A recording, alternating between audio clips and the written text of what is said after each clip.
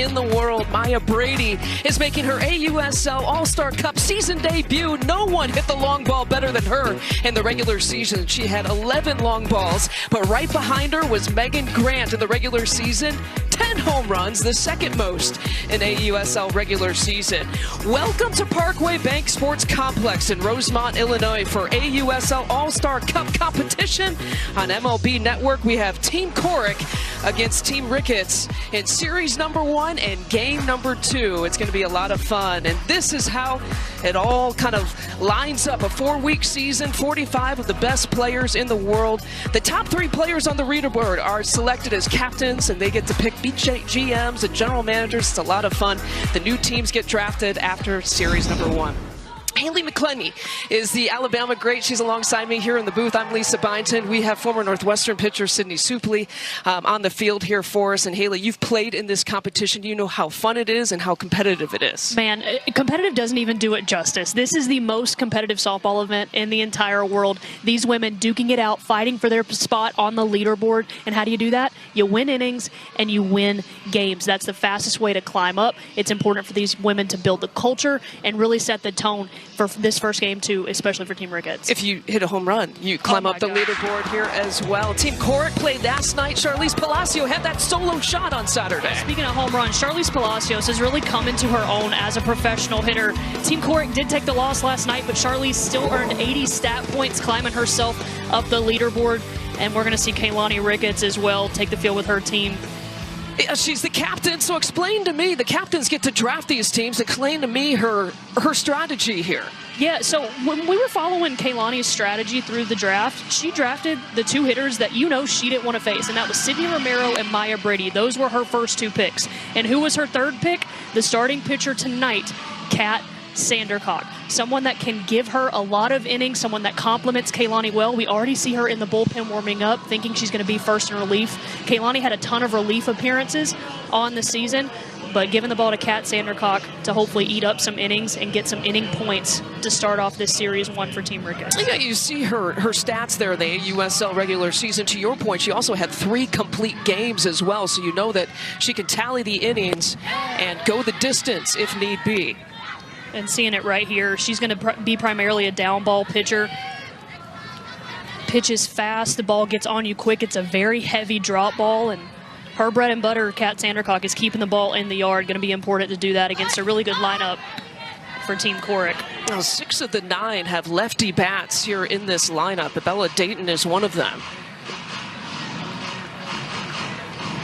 Kind of a similar lineup from last night. We highlight Jadalyn Alchin, who was the AUSL Championship Series MVP. Palacios, we've talked about. Megan Grant and Palacios switched that 3 spot and that 6 spot from last night to tonight. As Dayton pops it up, and 1 up and 1 down.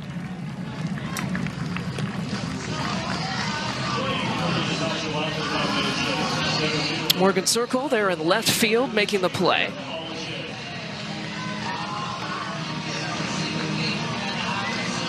Team Corrick dropped 1 to Team Garcia. Rachel Garcia, the captain, which used a 3-run 3rd inning to defeat Team Corrick. You get individual points and most importantly, team win points as well. You get points if you win an inning, and obviously you get points if you win the game as well. The top 3 players can be 1, 2, and 3 MVPs. You get points for that, and defensive MVP. Such an engaging format for all of the fans to be able to follow along. Every pitch is a point opportunity for pitchers, for hitters, for defenders as well. The defensive MVP can be voted on as well. I always say have theausl.com up on your second screen, and you can follow along the point tallies. A swing and a miss from Alchin and a good start. This is a phenomenal sequence by Kat Sandercock, and great pitch calling back behind the plate by rookie Reese Atwood. This is a drop ball on the inside part of the plate that just absolutely disappears on Jadalyn Alchin. As a hitter, sometimes all you got to do is tip your cap when a pitch moves that much. How about for Sandercock? 6 pitches, all of them strikes. A fly ball out, a swinging strikeout. And that brings up Charlize Palacios. I mentioned that she was bumped up. She was batting 6 last night. Now she's in that 3 spot here tonight. Yeah, I'm watching her at bats last night. You could just tell how comfortable she was in the box. Really did a great job of keeping her load nice and quiet, trusting her approach at the plate, and had really convicted swings all night long. She hit the home run, but even in her other at-bats, they were quality at-bats. You could tell she was seeing the ball well. So Team Corrick said, all right, we're going to bump you up. Let's put you in the 3 spot. A spot not too unfamiliar for Charlize.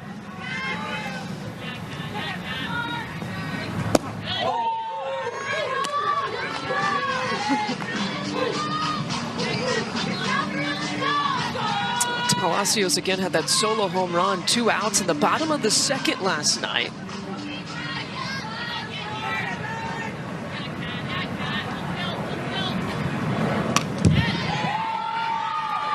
Three balls, 1 strike. I mentioned convicted swings. How about a convicted swing on a 3-0 count? You know Kat Sandercock doesn't like to walk a lot of people. You knew that pitch was going to be over the zone. Palacios getting her swing off. Just missed that one. Fouled it straight back.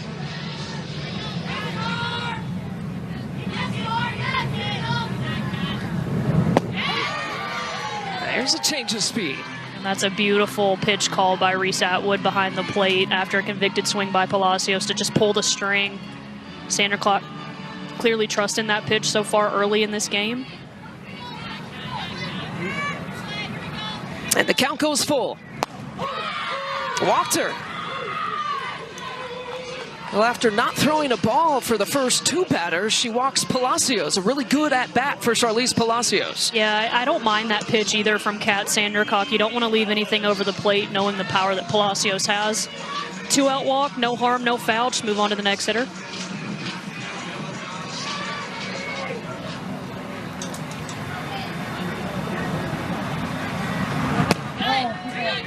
Bree Ellis steps in as that next hitter.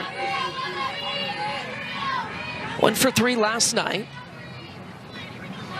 Back-to-back AUSL regular season championships. You see she played for the Utah Talons, one in 2025 and this year in 2026.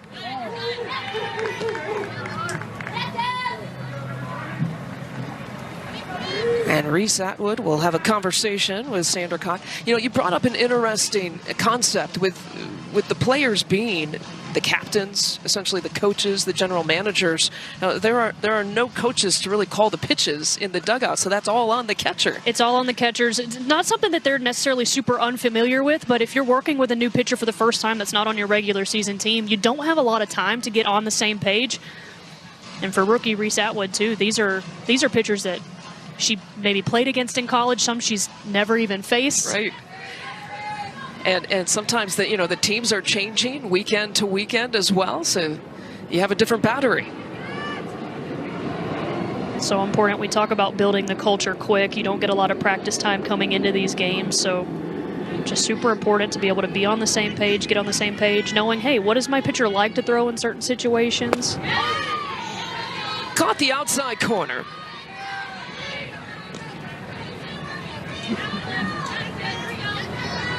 But how cool is this? I mean, we're looking at 3 absolute superstars right now. Bree Ellis in the box from Arkansas, Reese Atwood, back-to-back national championship from Texas, and then Kat Sandercock, what she was able to do in her Florida State career. I mean, there are just superstars. We'll get into this as the game goes on, Lisa, but there are superstars everywhere, all over this field tonight. One of the fun reasons to watch on TV on MLB Network here today.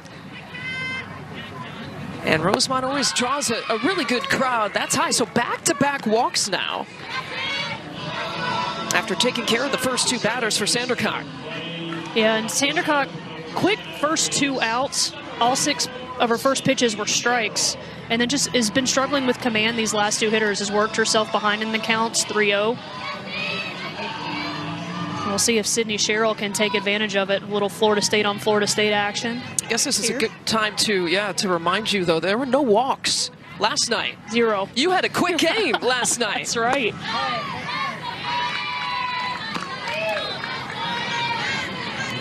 That's remarkable. No walks for either team on Saturday. Sydney Sherrill out of Florida State. Oklahoma City Spark. It's a regular season team. She fouls it back.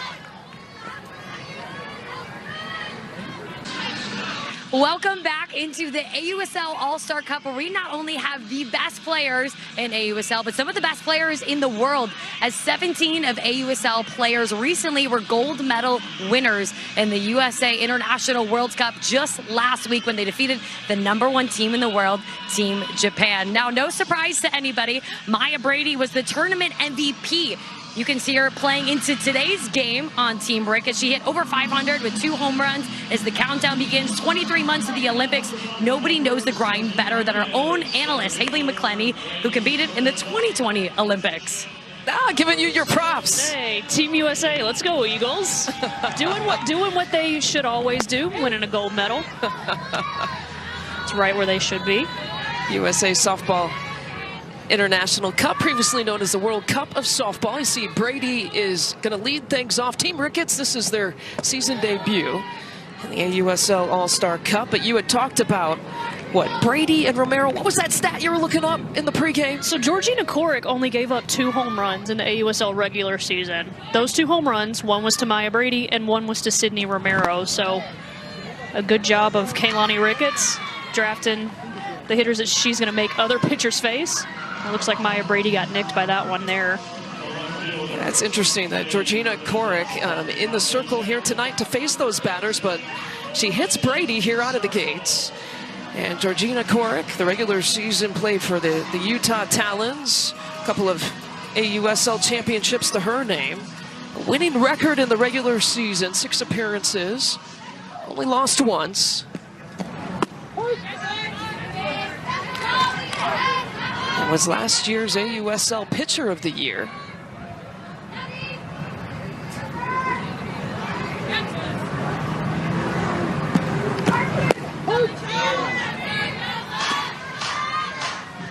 Georgina just does a great job of pounding the strike zone. She works really ahead of hitters. That's when she's at her best. Seeing her here in an 0-2 count against Morgan Zirkle can really open up her repertoire. She loves to go east-west with a curve on the inside part of the plate and then a screwball or runner to the outer part of the plate against lefties. Morgan Zirkle traditionally has been one of the best hitters. This season, no different in AUSL, and she knocks one right down the third baseline. Brady rounding third. She's headed home. Here comes Maya Brady to score the first run. And it's a double out of the gates by Morgan Zirkle, picking up an RBI. Hey, Morgan Zirkle said 2 strikes, so what? What an incredible at-bat from the veteran Morgan Zirkle. And how about the speed of Maya Brady? She's just so electrifying to watch. The speed coming around the bases was insane, but look at Morgan Zirkle doing what she does best, getting on time, being on plane. That's a rise ball that just doesn't get enough out of the zone, and it's just past Cheryl over there at third base. I love the aggressiveness, too, of Team Ricketts here out of the gates. No play could be made there at home. You see Zirkle on second base. She picks up 20 points with that double. And plating the run, we know that Team Ricketts now will win this inning. They actually get a plus 10 in terms of inning win points here. Every single individual on Team Ricketts gets plus 10. Sydney Romero, almost the same spot, same result. Here comes Zirkle. It's 2-0. And back-to-back doubles for Team Ricketts. You think Team Ricketts was excited to play today after not playing yesterday? Chomping at the bit. 2 runs, the first 3 batters of this game. We talked about the danger of Maya Brady. We also talked about the danger of Sydney Romero. That's an off-speed pitch that she just gets around and hammers. I think I have deja vu. That's exactly where Morgan Zirkle's double was. Well, 4 batters faced. All 4 have reached base here in the second hit batter. That's Reese Atwood.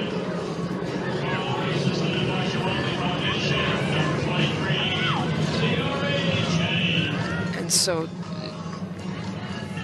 just a disastrous start here for Corrick, and real surprising as they huddle up. So the the irony of this, if you're tuning in, you're just learning, you know, the All-Star Cup format. Georgina Corrick can pull herself. She's the captain, so she makes that decision if she tries to kind of fight through the inning or if she tries someone else at this point. And continuing to give up earned runs, that's going to be -10 for every earned run that you give up as a pitcher, too. So a tough balancing act when you're sitting in the captain's chair and you're also in the circle. But also, too, Georgina Corrick is ultra competitive. She knows she wants to get out of this inning. And you see at the top of your screen all the individual scoring you can get. And of course, the team win points, +10 for every inning won, and +70 for the game won. Tiare Jennings, your next batter up, in a really great spot with no outs and 2 on. So how does Corrick adjust? Yeah, I think if you're Georgina Corrick right now, you just want to feel like you're in a rhythm, right? So some of your pitches are getting away. The command is not as sharp as it normally is. So, and I think that's why Charlize Palacios called time, really just to settle her down, to ask her, hey, what are you feeling? What is the pitch that you want to throw? What's feeling good for you today? Let's go to that. Let's trust that. Settle into this game. Outside to Jennings. And a lot of times, too, all you really need as a pitcher, you just need to get that first out under your belt to really feel comfortable, right? And you got to give credit to Team Ricketts, too, coming out really hot, clearly had a game plan for going up against Corrick.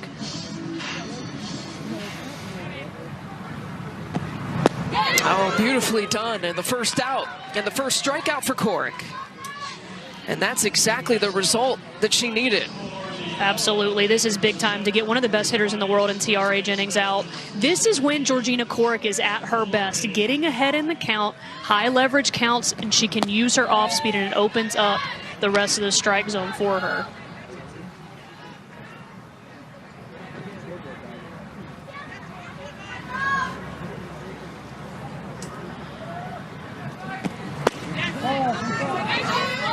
Jordan Woolery, the big bat, the big Bruin bat. See a couple of those here tonight.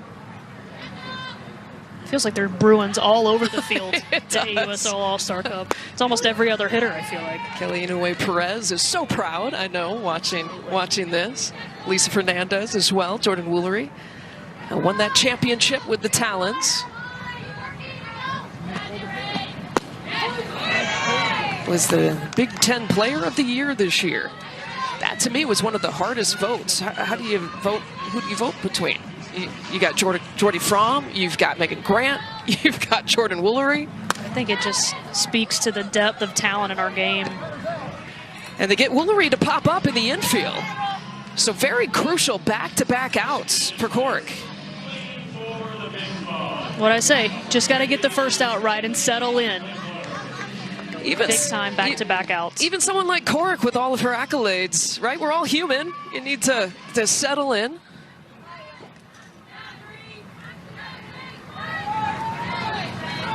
We didn't see Georgina Corrick last night. So after a little bit of time off here in the regular season, this is her season debut. Bailey Klingler is at bat, and she connects. Fly ball to left field, and 3 straight outs after the first 4 batters reached. It's a 2-0 score, and Team Ricketts picks up the +10, the inning win points. Well, a real treat coming up for you in the second inning. MLB Network analyst. Spring training, Seattle Mariners, we're in Tucson. We have a night off. What are we going to do, guys? There's a softball game in Arizona, and Jenny Finch is pitching. We're like, okay, let's go check it out. Hooked ever since. It was amazing. That's awesome, Harold. And I know your daughter, Ella, is actually committed to go play at Oregon, class of 2027, as an outfielder. I'm curious what it's been like for you as a softball fan to just watch this sport grow through her eyes over the years. You know what? You get a chance to all the circuit they play. You go everywhere and you go to camps. Actually, I'm watching Megan Grant hit right now.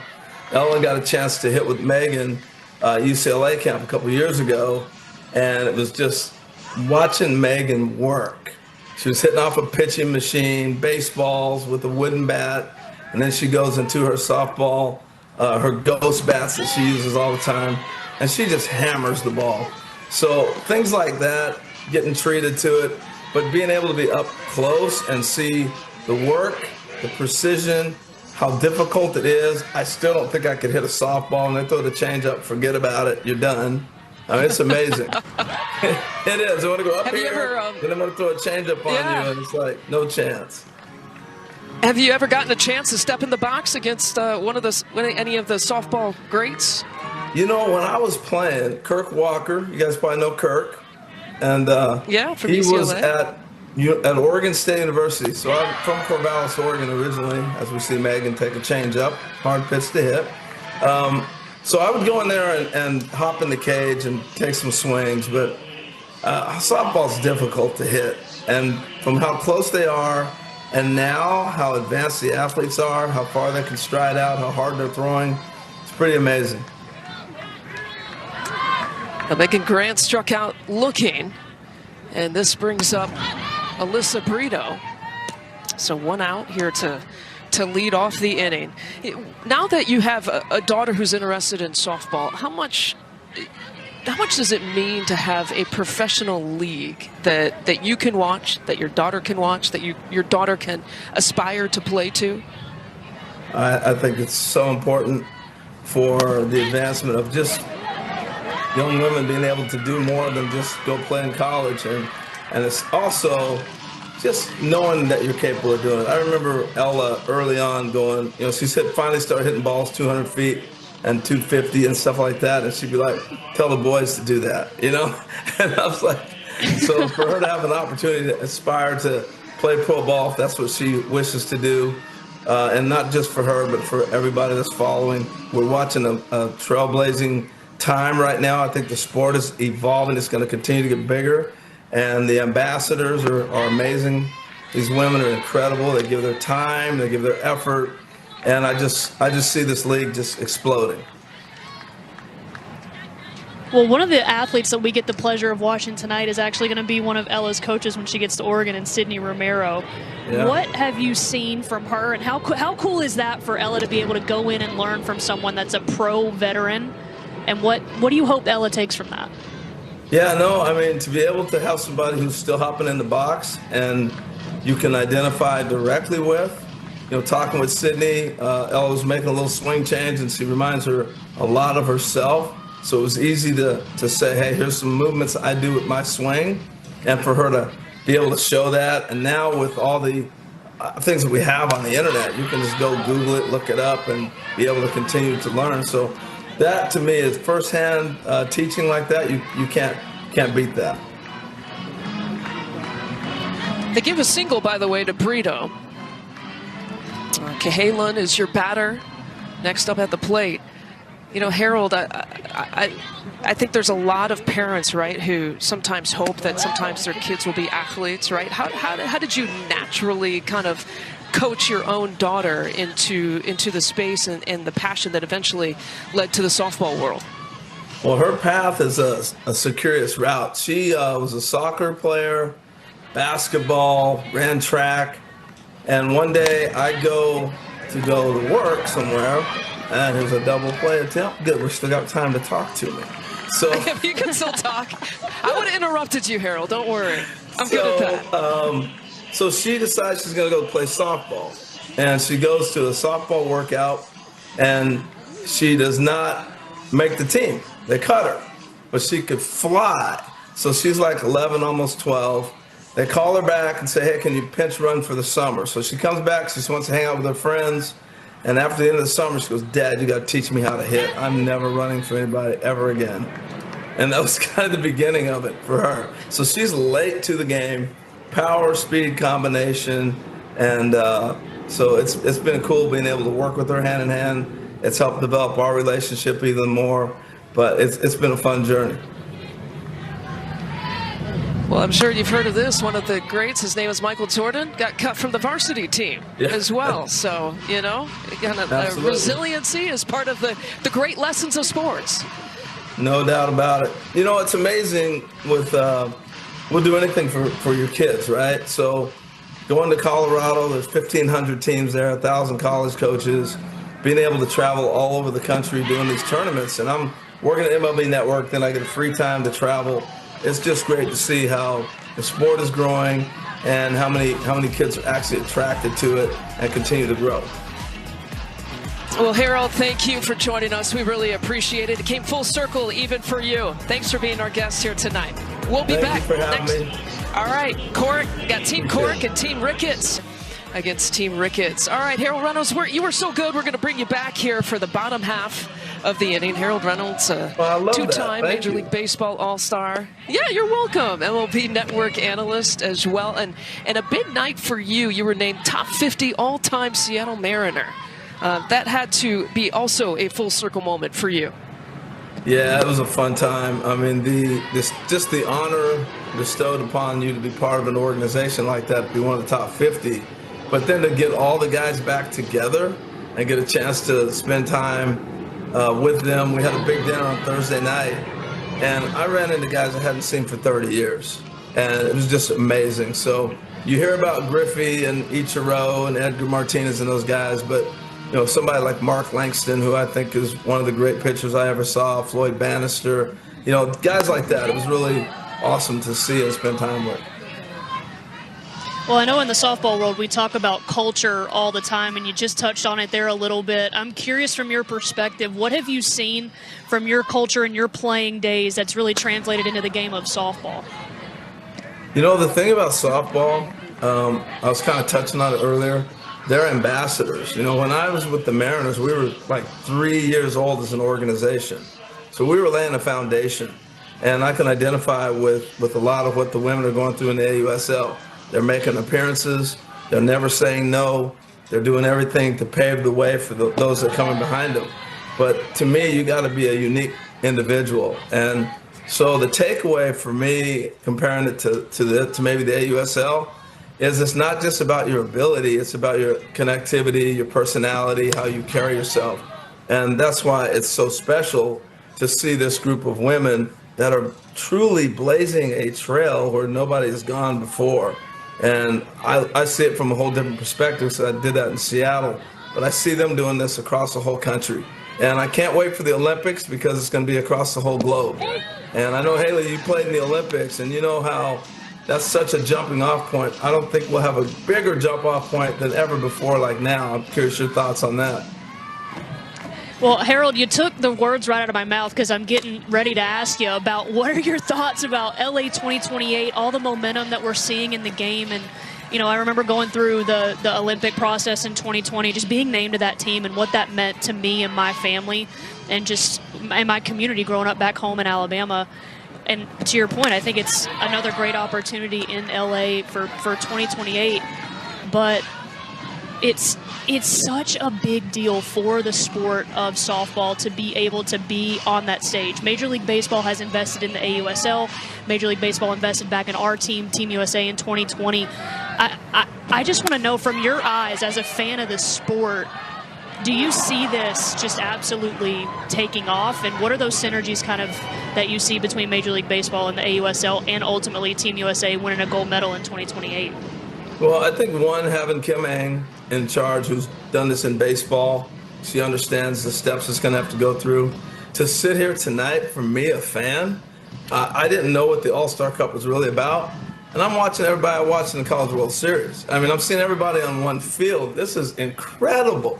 So to be able to have a collection of talent like this, to be able to display it and show what it's like is really an amazing thing. I'll throw it here and I'll throw it back to you. Last winter, we were in Florida for the winter meetings. And Montana Fouts, who was warming up in the pen earlier, I'm sure we'll see Montana in a little bit. Her and Charlize Palacios were there, ambassadors, speaking about softball, and Montana wanted to throw a bullpen. And I said, throw it right here in the newsroom, in the whole media wing. You know, it's the winter meetings. We got world media there. And she started throwing down the aisles. And she's throwing 70 miles an hour, and it's like, boom, and the ball's whipping. And before you know it, all these writers cannot believe how fast this ball is going by them. And it was just a captivating moment to go, hold it, there's something different about this. This isn't a slow pitch I played in the backyard. And it was really a cool moment. So I think things like that let people understand the abilities of these young women. And we're looking at one of the greats right here in Maya Brady. I watched Maya at UCLA and watched her this summer. She's just a special talent. So things like that are so important. Absolutely. That was my favorite video on social media for like the longest time, was Montana throwing that bullpen at winter meetings. But you hit the nail on the head. We tell fans all the time, or people that are new to the sport, just come to a game, just watch. Almost looking at it on TV, it almost doesn't even do it justice. The pace of play, how fast these women throw, how fast these hitters have to make decisions. I mean, it's like you're facing 100+ miles an hour every time you step in the box. It's outrageous. Yeah, and I think, you look at like Portland, what happened with the Cascade this year. I think what you're saying is one of the reasons they had such a big drawing. People went to the game, you get a chance to sit up close, and you're just enamored by it. And people came out, and I think you're going to continue to see that happening. So it is really, it's hard to say softball is new, but it's been pretty cool. All right, the AUSL season storylines is what we're talking about. Talent, success, of course, back-to-back AUSL titles. Sammy Williams took home Hitter of the Year. Montana Fouts, of course, Pitcher of the Year. Those are some of the big names and the storylines to follow. That was a regular season from June through July, and this AUSL All-Star Cup, for those tuning in, takes place for 4 weeks in the month of August. Here in the bottom of the second, to get you caught up, I know you've been watching and listening to Harold Reynolds. Flippin popped up, Falby struck out, and Brady walked, and that brings up Zirkle here, Morgan Zirkle, who I think is an incredible story, and she lines one there to left field, and chasing it down is Bella Dayton. Okay, that means your time is up, Harold Reynolds. Thank you. I appreciate you guys having me. Thank you so much, and continue going. And really, you guys are ambassadors as well, the voice pieces. So thank you for doing such a great job and explaining the sport. All right. Quick break from the action, guys. And to those of you who've already subscribed or clicked to like and follow us, we certainly thank you. And you probably already received your free gift, and you can skip ahead. But for those of you who have not yet clicked that subscribe or follow button, we would like to ask you to do that for us, because it really helps the channel. And we really appreciate those who support us so that we can keep making great content and growing this channel. So stay until the end of this video, where we'll say thank you for watching and supporting us, but we'll do it in a tangible way you can personally enjoy, and one that really brings actual value to you, by giving you your choice of one of these 21 great digital guides or manuals you see on the screen right now, covering a wide array of useful subjects, and you'll even be able to read their table of contents before you decide. And that's how we know that each one of you will find something helpful and beneficial to your life's current journey or your future goals. They're valued between $19 and $27, but completely free. We'll see you at the end of the video, and then provide you the simple steps to go get it and select yours. Now back to the action, folks. Enjoy the rest of the night and enjoy some AUSL All-Star Cup action. We'll be back. All right, we head to the third inning, and with no team, either Team Corrick or Team Ricketts, winning the second inning. So those 10 points will carry over into the third inning. So the third inning is now worth 20 points. Remember, if you win each inning, it's plus 10 for each individual on the team. If you don't win the inning, the plus 10 carries over to the next inning.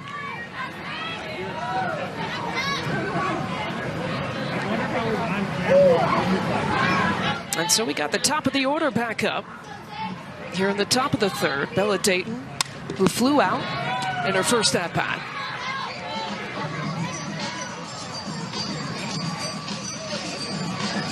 Interested to see what adjustments Team Corrick's offense is going to make second time through the lineup. Kat Sandercock, so far in this game, has done a really good job of just pounding the strike zone early, getting ahead, and using her entire arsenal. We know her for the drop ball, but she's worked in the rise ball and the off speed as well.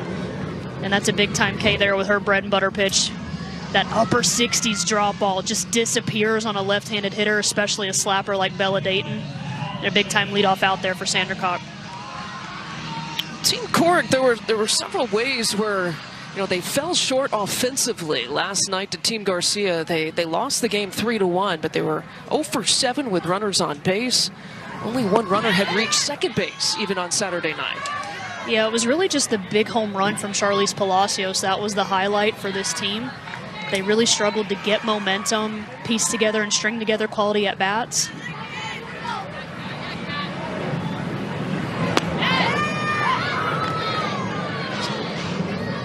that strike call against Alchin.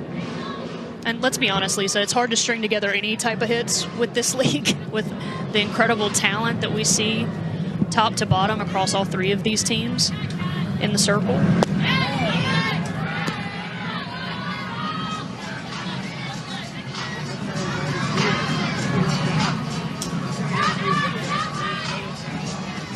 Doesn't get any easier on these hitters. You faced Rachel Garcia, Sam Landry, and Carlin Pickens last night. Now you're facing Kat Sandercock. All-American after All-American after All-American. Chasing the high one and back-to-back strikeouts, which I know our pitcher on the field, Sydney Supley, that brings a smile to your face. I hear you got to talk about the defense, too. Oh, you have to give love to your defense, even though I love the way Sandercock is working in the circle. For Team Ricketts, she said, I dissected what do Kat and I do best, and that's throwing her drop ball. So she drafted the best middle infielders in the All-Star Cup. And also before this game started, she made every single person go around and say an affirmation about what made them a great softball player, but also what made the person next to them a great softball player. So that's why you see this team competing at an all-time high with confidence. That's great stuff. Flippin is your shortstop. Jennings is second base. And on the corners, you got Woolery and Romero. With all the strikeouts Sandercock has accumulated so far in these first 3 innings, we haven't even had a chance to see those two middle infielders shine, but definitely some of the best in the business when you're talking about Tiare Jennings, 4-time national champion in Oklahoma, and then Hannah Flippin. She's playing shortstop tonight, but just a true utility player, a veteran. LA 2028 hopeful, spent a ton of time with Team USA. I was fortunate enough to be her teammate. And you can put Hannah Flippin anywhere on the infield. She was playing first base for Team USA in the International Cup. She's playing shortstop here tonight. Just speaks to her talent, but you can see the different athletes for the different AUSL teams repping there.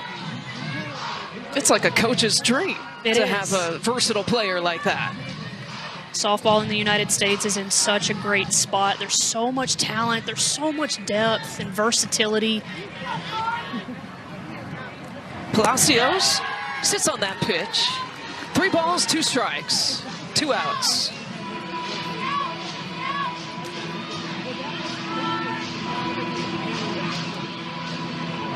And Charlize Palacios behind home plate. She's mic'd up. We'll get to visit with her. Talk about versatility. The ability to catch and talk to us at the same time. And she draws the walk.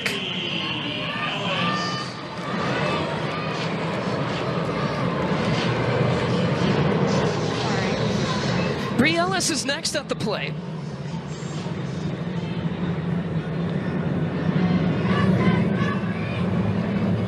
The AUSL Comeback Player of the Year. Showed you that graphic of some of the award winners this season. Also made the All-AUSL team for the regular season. Just an incredible season this year for Bree Ellis.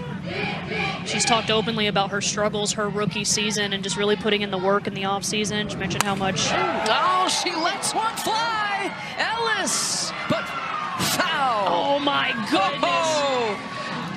Okay, this ball got out of here in a hurry. I know it was foul, but that was one of the most impressive swings I think we've seen so far in these 2 games in this All-Star Cup so far. She's got so much power, so much versatility when she's in the box. I mean, this pitch is almost on the chalk on the outside part of the plate. She gets around it and hits it out of the park, just foul, but she's just seeing the ball so much better this season compared to last. Knocked that one about 221.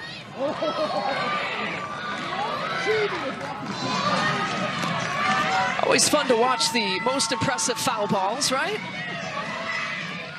We said it was going to be a hitter's night coming in. As you're going to take a look at this.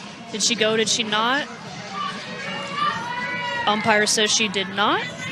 What do you say? I don't know that I agree. I felt that way. I felt like your tone was taking us there. I love watching Bree Ellis hit. I love watching Bree Ellis hit, so I'm not going to complain. You also got to hit her up in the booth here, so. Count goes even. 2 balls, 2 strikes. We got to keep it even. We got McClenny here in the booth, and we've got Supley on the field. A hitter and a pitcher. And Ellis Ellis finds the gap. They're going to send a run home or pull up. A late stop sign. So 2 on with 2 outs. Ellis hanging tough there in the box. Well, this is a great piece of two-strike hitting there from Bree Ellis. I'm even more impressed with the fact that Maya Brady barehanded this in the outfield to keep Charlize Palacios from scoring from third base. Normally, ball in the gap, that's an automatic run. Look at Maya Brady, the raw athleticism. Bare hand, doesn't even need a glove, gets that ball into Hannah Flippin so quickly. Charlize Palacios had no chance if she were to go home on that. Yeah, that's a great pickup on your part. You know, the speed, the spin, the velocity that it's coming at you at center field. So Palacios held up there at third base. Team Corrick now 60 feet away from possibly its first run of the night.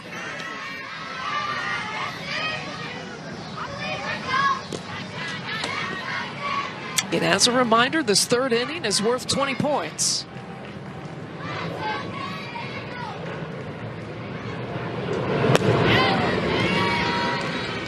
Outside to Cheryl. Grounded out in her first time up to end the first inning.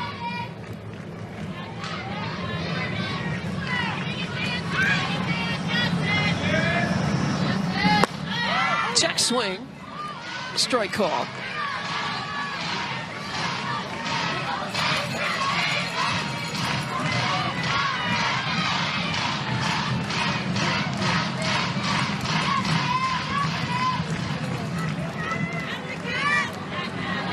The 1-2. Little Florida State chin music from Sandercock to Sydney Sherrill. I love that pitch call, though, probably to set up something on the outer part of the plate. Little up, little in. Go Knowles. I'm sure that's what Kat was thinking. Right. Sure, that's the first thought that ran through her head. Now just missing the outside, her third full count of the night. And goes away there.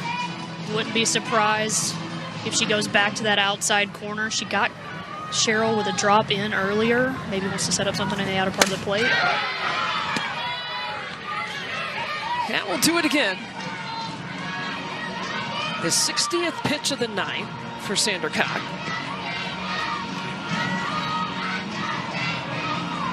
And give Team Corrick in this inning a lot of credit.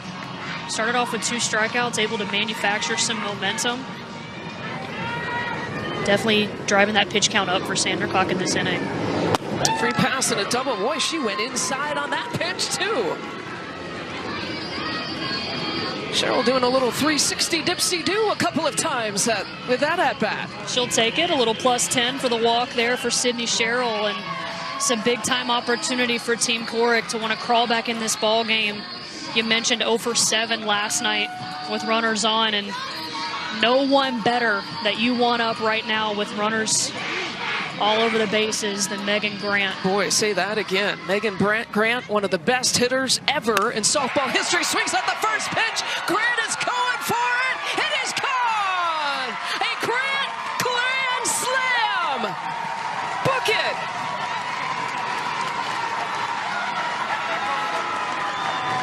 Are you not entertained?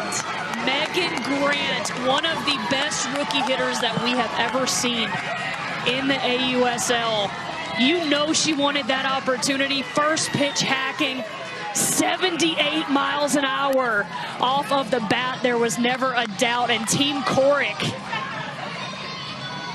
4 spot here in the third, putting themselves in position to get 20 inning points should they get 3 outs in the bottom half of this inning. But Megan Grant, +40 on the board, and probably on her way to some MVP points if Team Corrick's able to hang on in this game. Don't cheat. Don't look at your screen. What do you think the exit speed on that was? It looked, from up here in the booth, it looked 90 miles an hour. It wasn't that hard. No. It was almost 80. It was sitting at 78. 78 miles an hour off the bat. Outrageous. And Sydney, you got the big home run hitter. Yeah, Megan Grant grand slam really rolls off the tongue. And guys, she came straight from hitting that grand slam here, still wearing your helmet and all. Megan, first pitch, what were you hunting stepping to the box? Honestly, just a good pitch. I mean, Kat is seriously dealing right now, so she's doing some nasty stuff. Just try to see it over the plate and honestly do everything we can for George out here. Here in All-Star Cup, when you're constantly changing teams, how important is it for you to establish chemistry and get this team a lead right away? We think it's huge. We do this gate thing where we just talk before every practice, before we even touch a ball, and just really get to know each other and just build that bond because, right, like you said, it's going to change quick. So, well, it seems like you guys have been playing together for years. I'll let you go celebrate with them. Thanks, Meg. Thank you. 7 grand slams in her UCLA career, right? And you saw there on the graphic 14 in AUSL All-Star Cup history. As she not only has put Team Corrick in position here to win the inning, as Team Ricketts will still have to go to the plate, but has put them ahead. It's just, she's one of the best in the business. She's so young. She's got so much pro softball ahead of her. But I love the adjustment. First at bat, she strikes out, probably not feeling great. So what does she do? She makes an adjustment right away. Bases loaded. I'm swinging at the first pitch. I'm going after it, knowing Kat Sandercock loves to pound the zone. Boy, Brito gets around on that one, too. Bounces into left for a 2-out single. May I remind everyone that Team Corrick had 2 outs and nobody on before all this happened. 2 outs, so what? You're never out of an inning. And look at this replay there. Oh, my goodness. She knew it right off the bat. To go to the opposite field on a drop ball on the outer part of the plate, it just speaks to the raw power in her swing. When she gets her swing off, she really is one of the best in the game. I know she's only a rookie, but, man, big things are still ahead for Megan Grant. All right, a pitching change here to come. It's the cap. All right, Keilani Ricketts calls her own number. She's the captain for Team Ricketts. And trying to sort things out here now for her team. Sandercock got the start and had so far gone the distance. This is what she did in the regular season. Appeared 17 times. And that was a new AUSL single season record, by the way. The 17 appearances in the circle. Keilani Ricketts is a veteran in this league, veteran in the professional realms, veteran with Team USA. There's no position she hasn't been in as a pitcher. And she's comfortable in these relief appearances. You mentioned 17 of those AUSL appearances. The majority of those were in relief. She didn't start a lot of games, so she knows how to come into a game, how to shut the door. And that drop ball that she has, man, has it just gotten better and better and better over the course of her professional career. In what way? It's the movement and it's the deception. Just so able to hide the ball so well. You can see it right there. Big time strike out there from Keilani Ricketts to get out of that inning. Charlize Palacios is mic'd up for us here tonight. Let's take a listen. For Team Ricketts, third baseman number 2, Sydney Romero. Yeah, Georgie. You're right. And Charlize, we always appreciate you. It's part of our mid-action feature. I mean, I was saying, I just think it's so unique to have a catcher call the pitches, listen to us, and play ball. Right? Atta girl, that's great. It's like texting and driving. You're just kind of doing it all at once. Not that I know what that's like, but. Well, Charlize, I got to ask you, I mean, you catching Georgina, obviously a ton of reps with her with the Talons. You got Montana and you got Meg Faremo as well, but what was it like for you to catch Lexi Kilfoyle last night and be able to call pitches for her? Oh my gosh, so fun. I've always wanted to catch her and call for her. That was actually my very first time that I've gotten to do that. Great pitch, George. We were like in sync. It was really cool. After the game we were talking about it. She's like, I loved everything that you were calling. And yeah, I just felt really in sync with her and felt like the synergy of the battery was definitely there. So if need be, she can come in and I feel really comfortable with her. You're right. She smoked that foul. Sydney Romero at the plate. You know, Charlize, you had called time in the first inning. Georgina Corrick didn't have the start that she wanted. What were some of the things that you guys were addressing at that point? Yeah, I think just obviously slowing her down and then being able to work with, yes, I love that. Work through kind of what she was feeling. You never want to like bring attention to like any certain pitch, but then just going towards the next plan. I feel like that's always the smartest thing, is to like look for a solution. taking it to right field, backpedaling is Megan Grant making the play. And Georgie is just so smart, so there's no need to overcomplicate anything. She knows what she wants, just getting her in the right mindset to, you know, be the Georgina Corrick that we know, the royalty. Yeah, George, had a baby. Way to get the first one. Charlize, as you're managing all of these different pitchers and their personalities, what is that process like for you? Anytime you call time, go out, settle a pitcher down, is it more of a one-on-one approach of knowing what they like, or are there certain things that you like to discuss, or maybe certain questions you like to ask to get them to tell you a little bit more about how they're feeling? Yeah. Hey, you're good. Yeah, let's take a little second for that. What is that time? Blue, we're going to ask for time really quick. Thank you. Yeah, I like hard bone on that, so let's take a second. You look good. I like that pitch. Me too. And even with sitting it, like, yeah. I think that's as hard as she's going to hit that. Exactly. Nice. And I like the outside on that. All right, Charlize Palacios talking with Georgina Corrick. We let that conversation be private for them. I know the players appreciate that. Absolutely.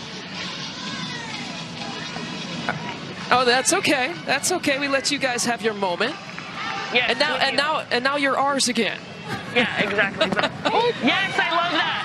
But yeah, just anytime I get to know them prior to, I feel like it's super important, just because you want to be able to know how to talk to them. There's some people that want you to be a little more straightforward. Yeah, center girl. But yeah, I'm so lucky that I get to know a lot of these players here, either through the USA program or just ever playing with them at some point. So I feel like I'm just so lucky in that sense, that I know them as people, and that always helps you on the softball field with the trust aspect. Yes! Great pitch! All right, I would be remiss if I didn't ask you, what's your philosophy on pitch calling? What do you look for? Do you look more towards your pitcher? Do you look at where the hitter's set up in the box? And I can ask you this because I'm retired now and you don't get to call against me anymore. Yeah, no. I think, honestly, it goes into, you know, just having a feel. I feel like it's a gut feeling with certain pitches and certain calls. Yes, I like that. I try to really just go with my gut, because I know that that's where it's going to, you know, have the best feel for the game, and I feel like I've been calling pitches for a while, so I feel like I can trust it, and just going towards pitcher strengths 100%. I see you. You're right. Was there anyone that was a big influence on your pitch calling? I feel like I might know the answer to this question. You probably do. I always bring up yes! My sister Sachelle. I feel like I always ask her. She's caught a lot of these pitches as well, so I feel like that's something too that I'm, you know, super open to asking her about that as well. Like, just being like, hey, what would you throw her? She watches all the games too, so she's like, hey, maybe go this pitch here. Come on! Jennings taking it to center, chasing it is Halton. Yes! And Charlize Palacios, thank you for your time. All right, we will take a timeout. Well, a huge third inning for Team Corrick not only puts them ahead on the scoreboard, but they added 20 points. Each individual on Team Corrick gets 20 points after winning the third inning. Of course, the 10 points in that second inning carried over into the third, and that's why the third inning was worth 20. We're back to the fourth inning being worth 10 points from Parkway Bank Sports Complex in Rosemont, Illinois. Haley McClennan, Sydney Supley, and Lisa Byington with you for game number 2 of the AUSL All-Star Cup action. We had game 1 Saturday night. Team Garcia won that one. We've got game 3 coming up tomorrow night.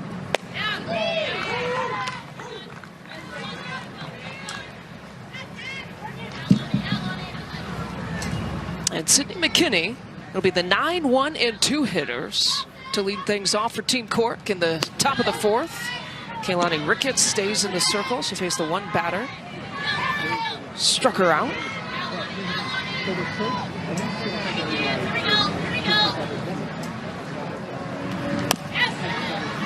Slow ground ball to the second baseman Jennings, who takes care of it. Tiare Jennings makes this play look really easy, but it is not. We mentioned it in previous innings. Kaylani Ricketts purposely drafted what she thought were the 2 best middle infielders that she could find. The transfer from Tiare Jennings there was just lightning fast. And the approach, too, I mean, you got to attack that because it is not moving at speed at all. Slow roller for sure, and I'm not sure we may see a challenge here from Team Corrick. Team Corrick is challenging the out call at first base. Calls under further review. Look at that quick transfer from Jennings. You see Woolery there with a little bit of a stretch as well. I'm not sure that is really close. Each captain gets 2 challenges here for the game. You heard home plate umpire Robbie Guest talk about Team Corrick's challenge here at first base. After slowing this down, it's really hard to see when that ball enters the glove. I think this is a little bit of a better angle. It looks like that left foot. After further review, the call on the field stands as an out at first base. That's Team Corrick's first challenge. So not enough video evidence to overturn the call. Yeah, the call stands. That's a bang play right there. I appreciate the challenge from Team Corrick. It's so close, and you want to extend this lead as much as you can, knowing the prolific hitters that are on the other side for Team Ricketts. Getting a leadoff runner on is super important. Set yourself up for success there. But again, just the athleticism of Jennings. It's a nice play over there. We eventually get to see the middle infielders make some plays. There you go. Bella Dayton is at the top of the order, but she's 0 for 2 here tonight. Fouls that one off. So Team Corrick will have one more captain's challenge left here to use throughout the game.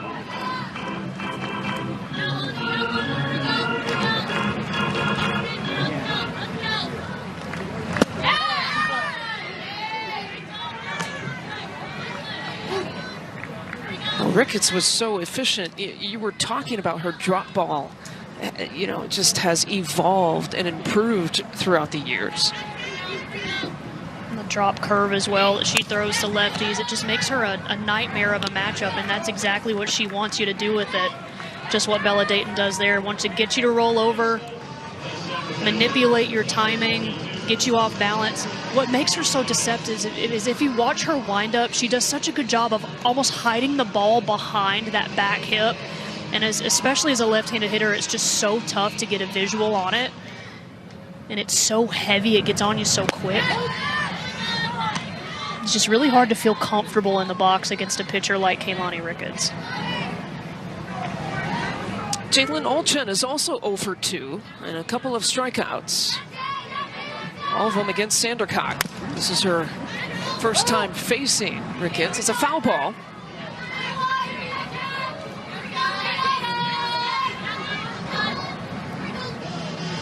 Olchen was top 7 in the AUSL regular season in terms of batting average. 1 ball, 2 strikes.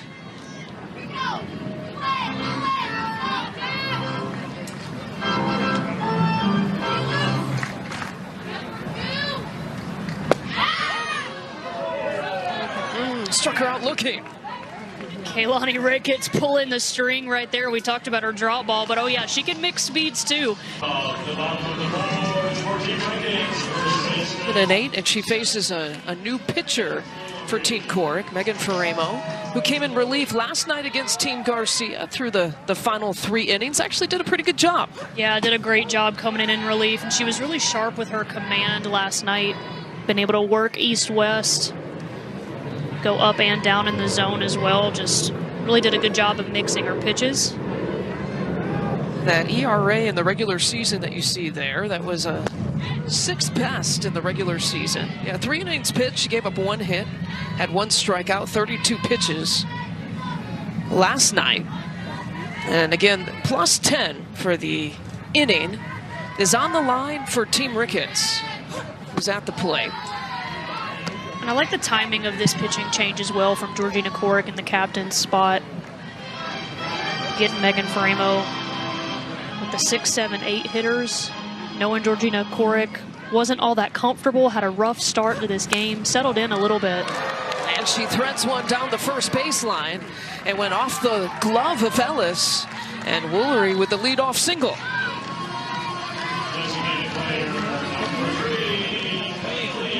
And you can see Briella telling Faremo, like, hey, that's me, I got you. Settle back in. This is a hot shot off the bat by Jordan Woolery, but you can see it just nicks off of Brie Ellis's glove there. Doesn't quite get the glove all the way to the ground.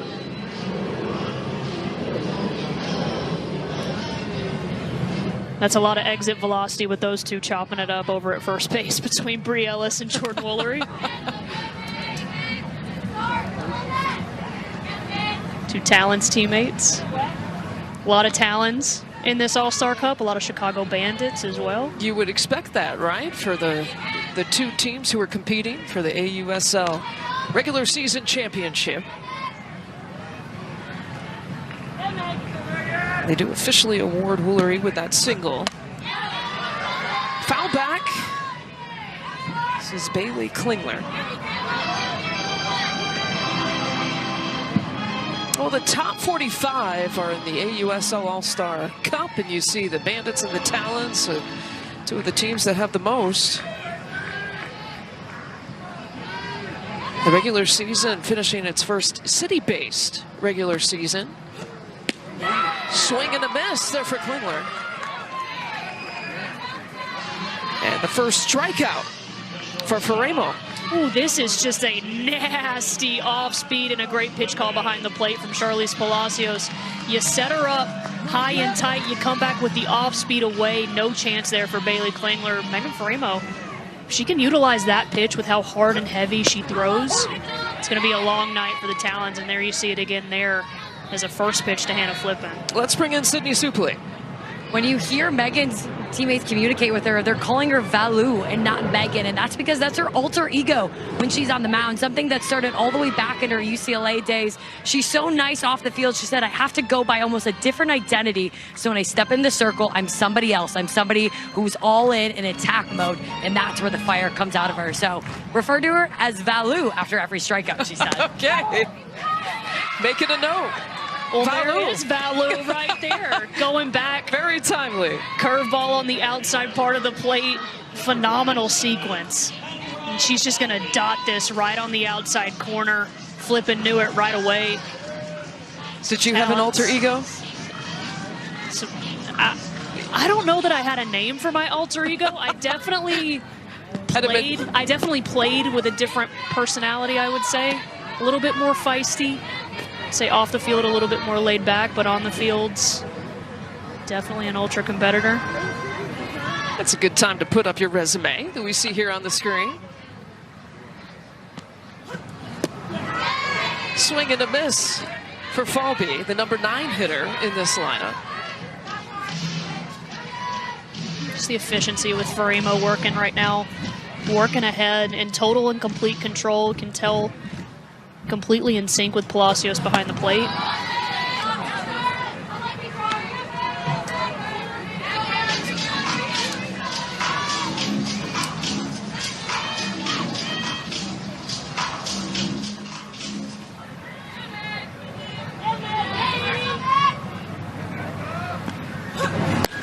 Now she went for it. Valu does it again. 3 straight strikeouts. Megan Faremo gives up a single and then back to back. All right, it's the middle of the order for Team Corrick. 3, 4, and 5 here coming to the plate. With no one winning the 4th inning, those 10-inning win points now carry over to the 5th inning. And this inning now will be worth 20-inning win points. Charlize Palacios walked a couple of times. You see her swinging at the first pitch there. I love that. Hitters want to hit. They don't want to walk. You would know.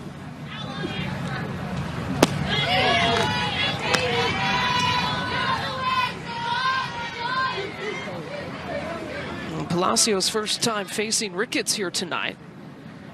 A couple of walks against Kat Sandercock, who was the starter. Pops it up, but foul. Heads up there in the stands.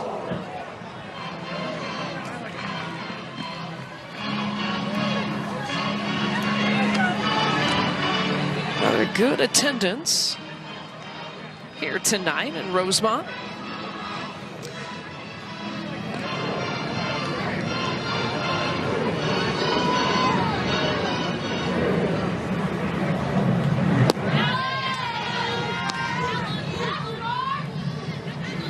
right, we got a chair chat coming up with Michaela Edenfield. Michaela, thank you here for joining us. How are you taking this one in from your perspective here tonight? Hey, pretty good. I mean, it was kind of a quick turnaround for me in All-Star Cup, but I'm super grateful to be here. And man, just look at the athletes that we have right now. It's insane. I love it. Well, I got to ask you, what was that process like? Because you got the call pretty late that you were going to be joining everyone here at All-Star Cup, rightfully so, but how quick of a turnaround exactly was it? Take us through the process of how that all went down.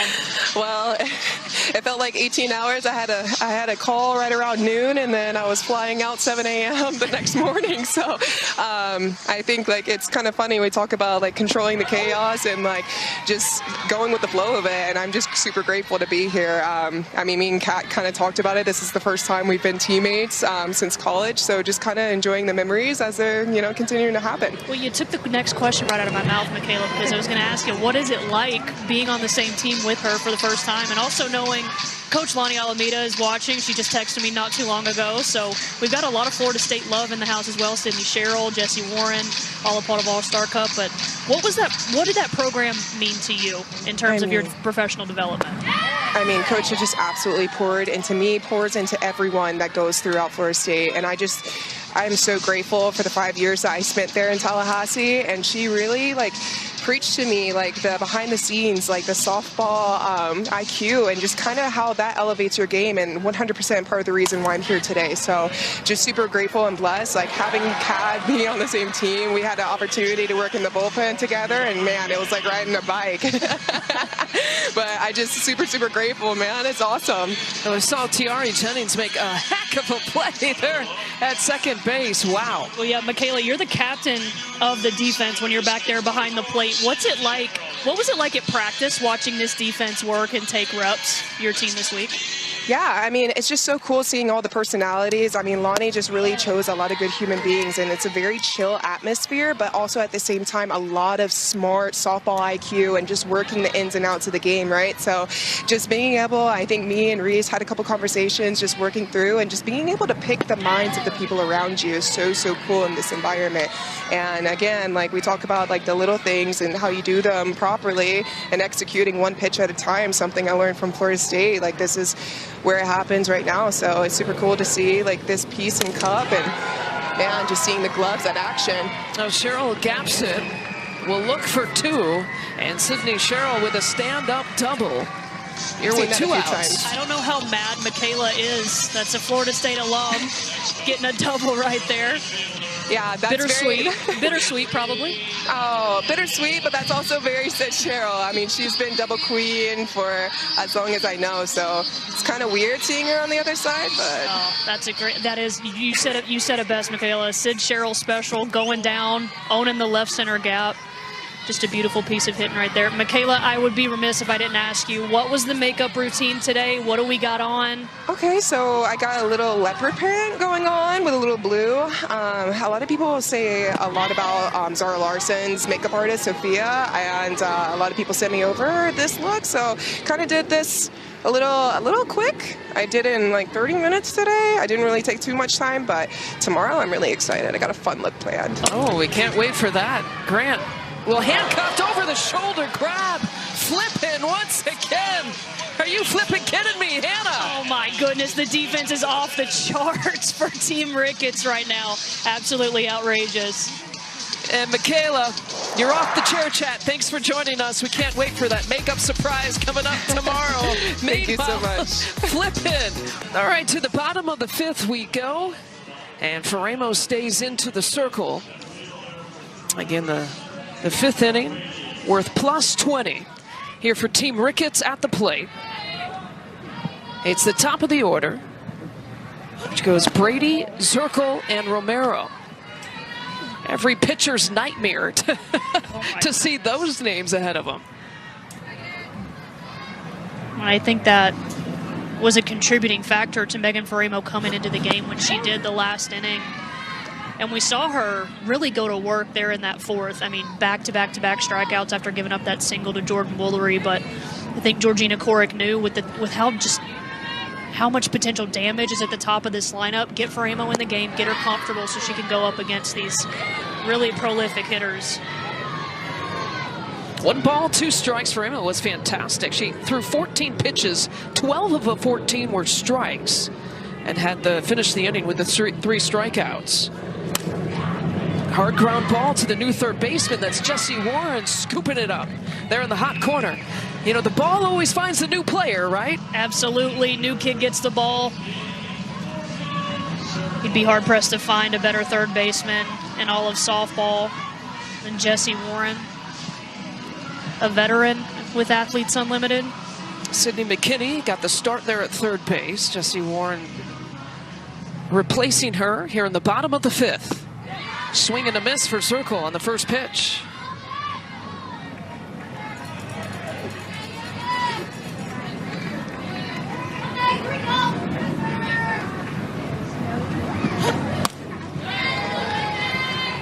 Here you see Megan Farimo again, continuing to work herself into high leverage counts, up 0-2. She's just pounding the strike zone. She's not missing over the heart of the plate at all. Going in, going out, using that changeup. Wouldn't be surprised if you see it again here.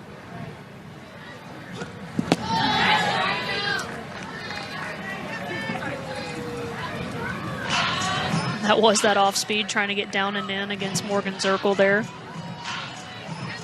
But when you're a pitcher and you can work ahead in the count, it just puts so much pressure on the hitter, having to defend against the entirety of your arsenal. And so far, she's been able to do a really great job of that. Circle pops it up. Cahalan takes care of it. It's shortstop position, now 2 away. And that off speed that Megan Farimo missed in that 0-2 count is exactly what set up that hard curveball in to Morgan Zirkle. Manipulated her timing, was able to jam her up. And again, 2 quick outs for Megan Farimo. She's cooking. Against 2 really good hitters. Sydney Romero now with 2 outs.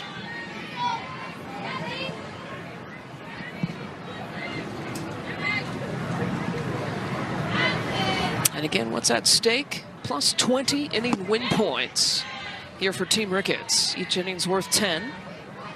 If you don't win an inning, those points carry over to the next. So think about this. If there's no score here, the 6th inning could be worth 30 points. It's so fun to follow along in this format. You're used to just watching a softball game, sitting back and like, okay, we're up 4-2, there's no one on base, nothing really is at stake. A point swing, it could change in one swing at any given moment during this All-Star Cup. And Romero, Warren again. The hot corner 2 times this inning. New kid finds the ball ×2. Jesse Warren, none better. Hot shot reaction. Able to get a big time out. And if Team Corrick with a 2-score lead, but players like Alyssa Brito, they're used to playing on this MLB Network stage. Earlier this summer, she represented AUSL in the MLBX 3-on-3 home run contest, where she showed off her huge bat, but she also picked the brains of her team captain, Ryan Howard, a 13-year major leaguer, on how to be a great pro and have an everlasting career. He said 3 things. 1, you have to win every single day. Wake up like it's 0-0, win the day. You can't control anything besides your attitude and effort. Number 2 is make impossible adjustments. Get uncomfortable in your body. And number 3 is being a leader is a choice. And that's something that you see Alyssa Brito choose every single day in the way that she leads on the field, but also off the field. As AUSL well knows now, she makes homemade lattes for her own team and the opposing team, trying to really emulate what Howard's saying, being a servant leader. I mean, lattes for your team and the opposing team is next level. Great sportsmanship, but who doesn't love some caffeine, right? That's right. As a caffeine fiend myself, That's I'm gonna have to ask her to make me a latte. Yeah, what? I mean, her team, the opposing team. What about the broadcast booth? The broadcast booth. Yeah, we got to hit up Alyssa here. Oh, there's a good look at it. And I love the words of affirmation there on the cups as well. Just again, we talk about the culture all the time in softball, right? But that really is, more often than not, the difference in a lot of wins and losses. As you see some blaze-on-blaze crime there with Kaylani Ricketts getting the strikeout. But culture is such a big part of our game. You know the talent, you can see the talent that really jumps off the screen at you, but really it's about the bond that these young women have with each other, and that can translate into wins pretty quickly. I just hope Alyssa on those coffee cups writes the name correctly. There are some franchises, coffee franchises, that sometimes get the names wrong.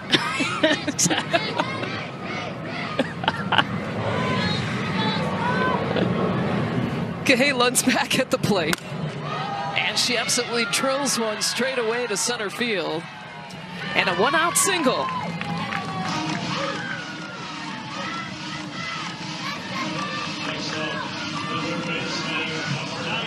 All right, again, 30 win points for the inning is at stake. You see the single is worth plus 10. This is Team Ricketts' first crack at it here in series number 1. And as you keep an eye on your leaderboard, I hope everyone watching has theausl.com on their second screen, on their laptop, whatever you prefer. You can follow the leaderboard and watch the players kind of move up and down. Very, very slanted, obviously, in this first weekend and the first couple of games. It starts to get interesting. You see the leaderboard at the top of your screen as well. It's so interesting as you continue on in the All-Star Cup season, and you have the AUSL.com right next to you as you're watching. You can see in real time just how one pitch can swing where you are at currently on the leaderboard. So often it could come down to 5, maybe even 10, maybe even sometimes just 1 point in terms of who's going to be a captain next week, who's going to medal at the end of the season. Jessie Warren taking one deep. Almost at the warning track. Falby had to backpedal. Warren was going to be the MVP. A couple of defensive plays, and that one was tracking. New kid finds the ball. And that one was really close to getting out of here. It's a good job by Kendra Falby, but Jessie Warren, known for her defense, just so smooth. Anytime that she's over at third base, she is just a vacuum over there, and she's a pitcher's dream to have over at the hot corner. Just will make play after play. She's a weapon over there at third base defensively.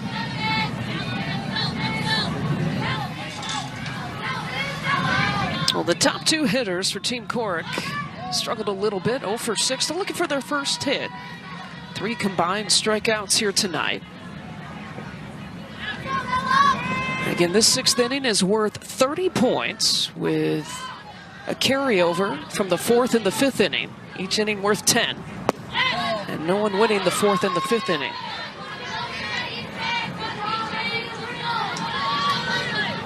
If you're just joining us, the big bat from Megan Grant plated 4 runs in the top of the 3rd inning. It was a 1-pitch grand slam from Megan Grant.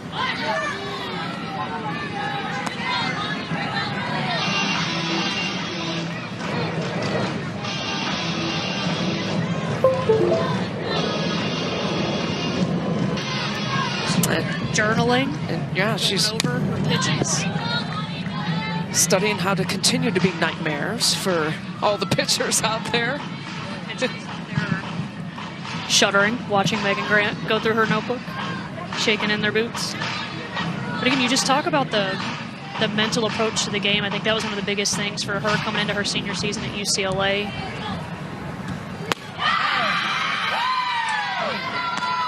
That pitch just misses on the outside corner, but the older you get in this game and the more at-bats that you continue to go, I mean, the higher and higher levels you climb, everyone is good, especially at this pro level. It's the little things like that journaling and the mental approach that really sets you apart as a hitter. Hard hit ground ball to center field. And so Team Corrick still alive. Trying to plate a couple runs, maybe just one here with a couple of outs. If you get 1 run and then you hold steady, of course, that's all you need to win the inning.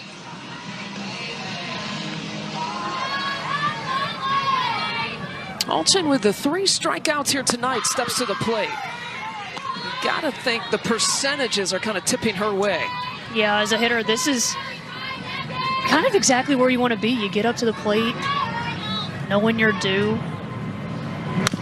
And a check swing there. Speaking of her swing, Sydney Supley, you can add to that. Yeah, Haley, I know you're going to love this, but part of the success in year 2 for Jadalyn Alchin in this league is she has 2 different swings. So she decided for the setback, she's going to her swing where her hands are lower. That's to be more compact and quick to the ball. You are 100% right, Sydney. I absolutely love it. Just the adjustability of Jadalyn Alchin. I mean, this is a player that came out of the reserve pool in 2025, worked her way into a full-time roster spot, ended up becoming a championship MVP for the Talons this season. Popped it up in the infield for the 3rd and final out. Now she's an incredible story. A comeback player of the year. Meanwhile, a 4-2 advantage for Team Corrick. Did not disappoint here tonight. Megan Grant with that grand slam so far has been the difference. A 4-2 edge, Team Corrick over Team Ricketts. Remember, the game win points still on the line. Each individual can get plus 70, but a big inning here in the bottom of the 6th as Team Ricketts heads to the plate with plus 30 inning win points on the line. Atwood swinging early in that at bat, and the play is made by Cheryl, 1 away.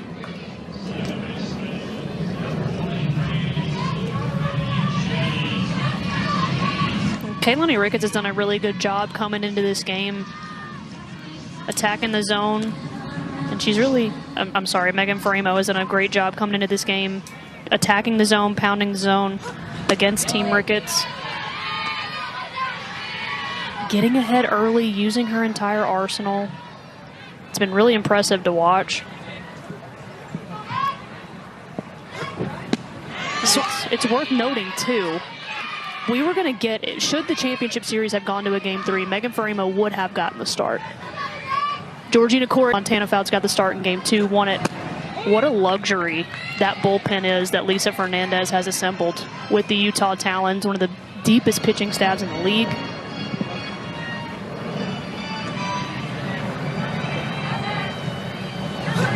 And Georgina Corrick, who started this game, really hadn't thrown since that championship series until tonight. And we were talking about it, maybe wondering if that was a little bit of rust coming in. You know, you mentioned all the athletes that played at the International Cup. Montana Fouts, who you saw there as well, pitched for Team USA in that gold medal game. Through a complete game against #1 ranked Team Japan. Georgina Corrick pitches for Team Great Britain, who was not at the International Cup, so Georgina had some time off. And you got to wonder if rust was a little bit of a part of that shaky start that we saw from her. A much different performance from the first inning, where 2 runs were scored by Team Ricketts, to the 2nd and the 3rd inning. A walk, though, to Jennings. First walk of the game for Farimo. Now with 1 on and 1 out, this is Jordan Woolery. Popped up in her first at-bat in the 1st inning. I'm just sitting here thinking about the grand slam that we got from Megan Grant. We've got another Batch sister here in the lineup. You know, she's used to Megan Grant going yard and then going yard herself, so you got to wonder if that's in the back of her mind right here. Struck her out. Well, there's your quick answer. Don't get the chance to do it. And this is just continuing Megan Farimo is to paint the corners, just freezes Jordan Woolery there. That's a curveball. Just down at the knees. It's so tough, especially in an 0-2 spot as a hitter, to be able to pull the trigger on that pitch. And I love that sequence from Charlize Palacios after Megan Farimo issues the walk to TRA Jennings. You come right back, say, okay, no, you're not getting any momentum. 3 straight pitches, 3 straight strikes to get a big-time K from your former UCLA Bruin. And the 4th strikeout of the night for Farimo.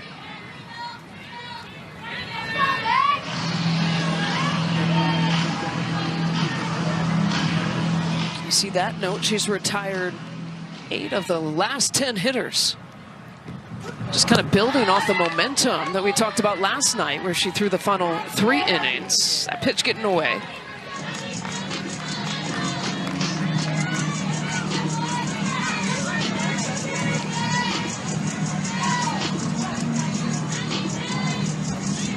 A wild pitch, so Jennings advances over to second base.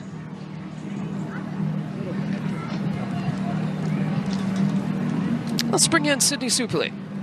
Bailey Klinger at the plate right now is on month 11 of playing softball. She started off the year playing in the Mexican League where she was the MVP. From there, she went over to Japan for a few months, competing at the highest level before coming to AUSL. She said, I love playing softball all year long because I get thousands of at-bats, and I realized that through every high and low, I understand my swing now. So you see her with ultimate confidence. There's nobody who's seen more live pitching across the world than Klingler at the plate. And we'll see what she can do here with 2 outs at the plate.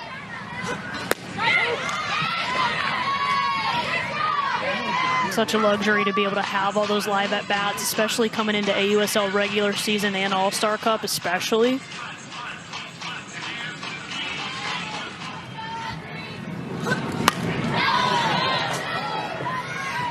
One ball, 2 strikes. A reminder to all of our fans, especially our young fans, please be alert for foul balls. Each team tonight, 1 for 4 with runners in scoring position.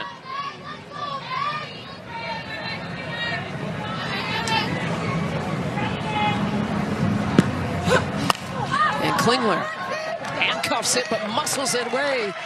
And the play at the plate, 30 win points at the line. Team Ricketts will get it and safe at second base. Klingler stepping in clutch. All those live at-bats just racking up for the visualization of Bailey Klingler, and she used all of those to be able to come through clutch with this RBI single. This is a ball that's elevated in the zone. She doesn't get all of it. It gets on her hands a little bit, but the strength of Klingler allows this ball to fall in no man's land. Speed of Tiare Jennings coming around. It's a pretty good throw from Jadalyn Alchin out there in center field, but Tiare Jennings running right away with 2 outs. Great base running. What an important swing, not only giving plus 30 to win the inning for all the players on Team Ricketts, but now cutting the lead 4-3. You know, that carrot of winning the game plus 70 for every single player is still hanging out there for these 2 teams. And we have an exciting 1-run ball game here in the bottom of the 6th.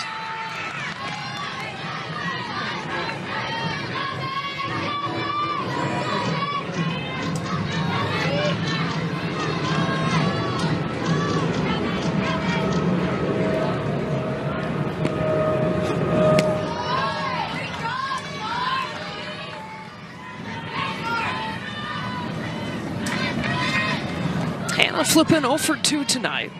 Last at bat in the 4th inning, struck out. Had that over the shoulder grab in the shortstop position. Just another day at the office for her. Oh, that's normal for Hannah Flippin, being able to make those defensive plays. She's so athletic. I know how much pride she takes in her defense.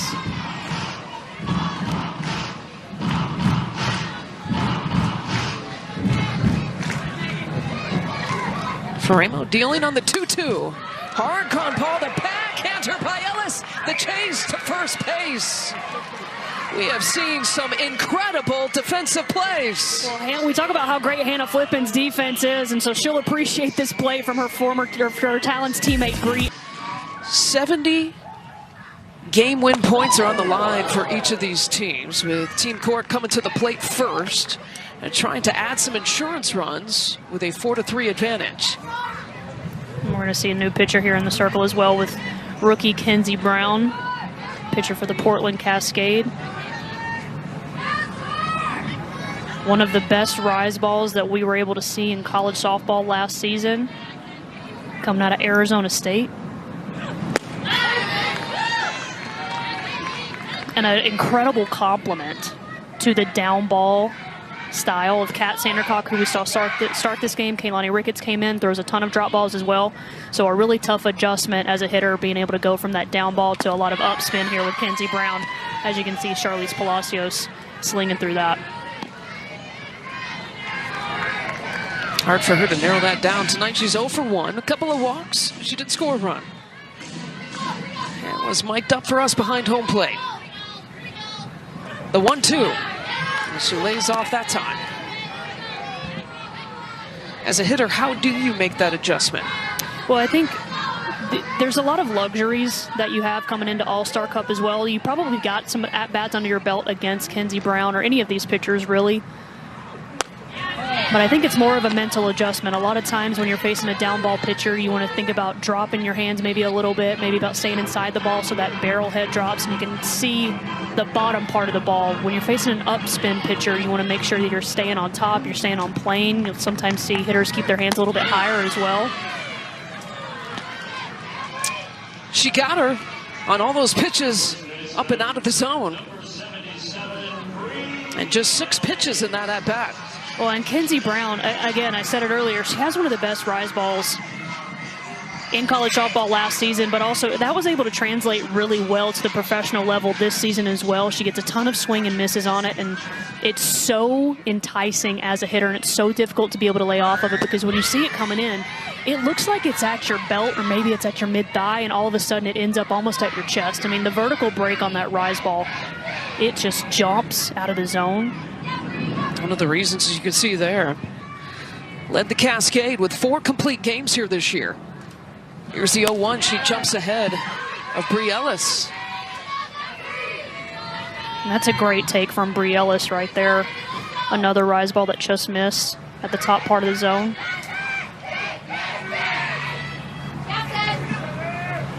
Pretty full day for Bree Ellis as you saw what she was able to do. So this seems like kind of the perfect closer in Kenzie Brown for Team Ricketts. Absolutely. Again, just facing all the drop balls earlier that Team Corrick was able to face, it only makes Kenzie Brown's rise ball that much more effective.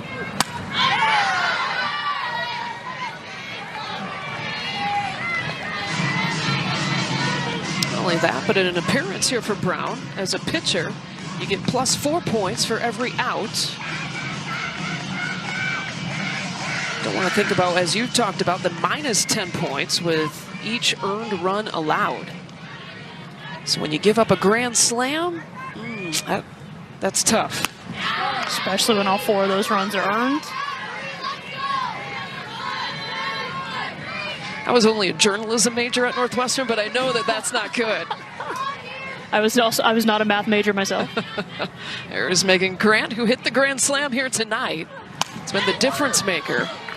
Ellis pops it up. And Flippin makes the play, so 2 away.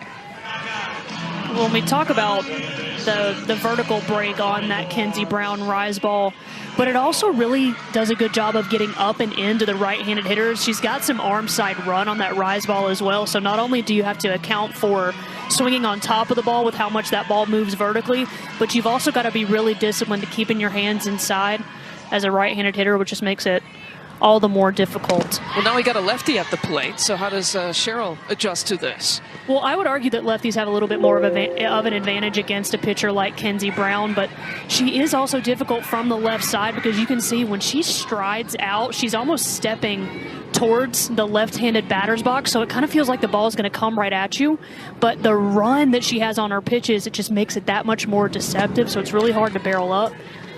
And you can see when that stride leg lands, it's almost right at the front hip, it feels like, for a left-handed hitter. So you think that ball is going to get in on you, it'll affect your posture, and it'll cause you to reach once that ball goes to the outside part of the plate.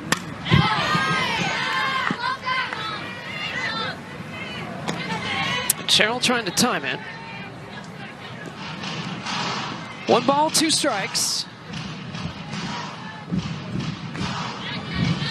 And if you're Sydney Cheryl, that's the exact swing you want to take. You just missed underneath it. But that's the pitch you want to hit. That's where you want to be posture-wise. Good patience on that pitch.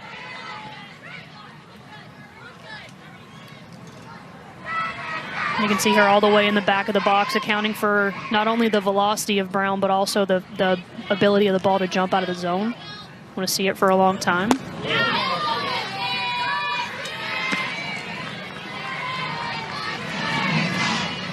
She's not afraid to go inside, so make the hitters think about it.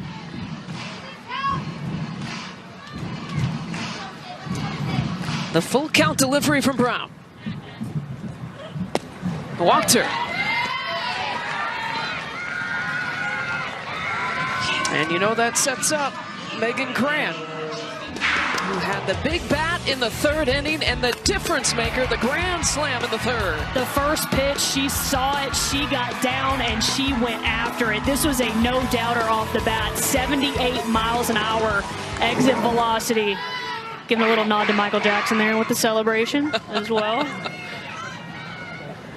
She's just so much fun to watch hit.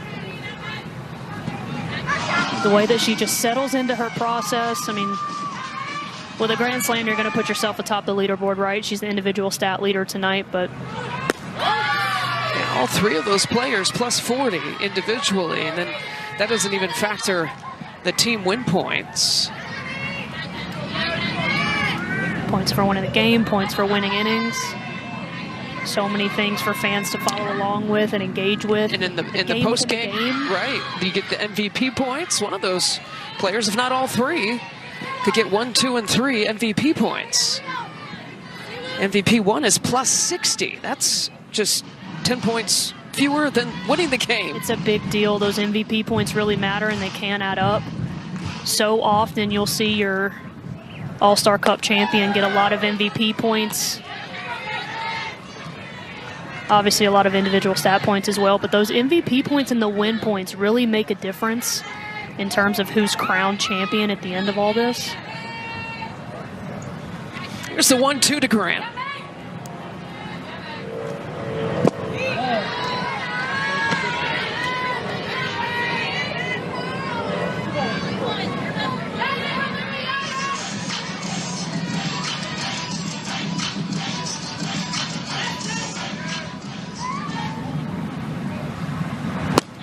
Brown, did she get the outside? She just missed.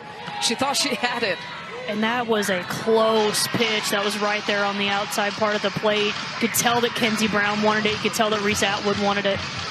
Good job by Megan Grant to lay off. Stay disciplined. Big pitch coming up here with 2 outs. High and inside. Now back-to-back free passes.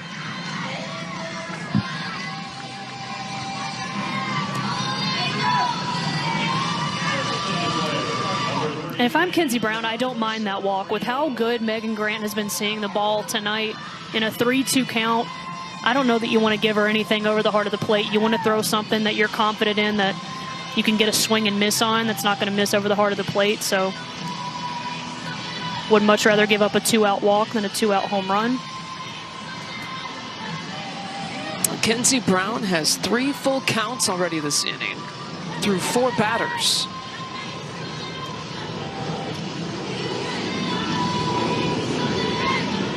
And that elusive third out, hard to get.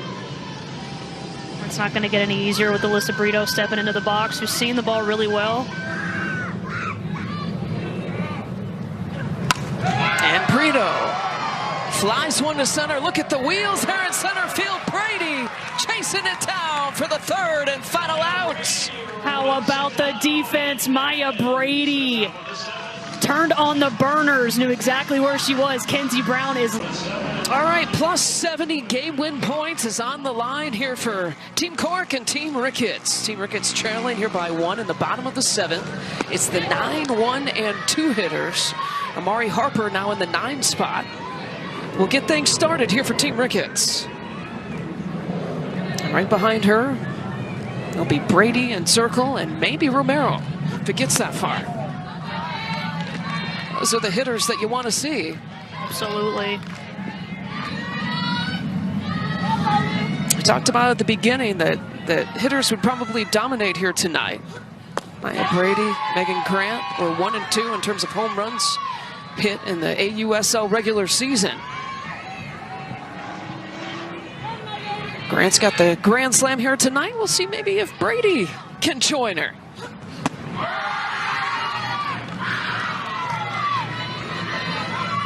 And if you're Amari Harper right now, you're not trying to do too much at the plate, knowing how prolific those hitters are behind you. Your only job is to get on base, pass the bat, piece together a quality at bat.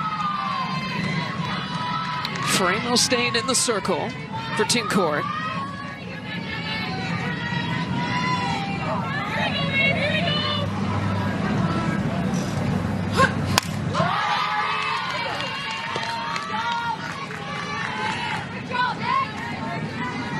This is one of the rare long at-bats that we've seen tonight for Megan Faramo. She's done a great job of attacking the zone and pounding the zone early, getting quick and efficient outs, but give credit to Amari Harper.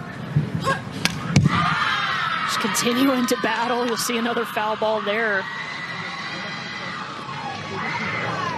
So important in a big-time clutch situation, only down by 1 here in the last inning. This is exactly what you want out of the 9 spot, making a pitcher work. And another foul ball. With every foul ball, I'm getting more fired up about how much of a quality at bat this is, especially to be able to come in as a pinch hitter.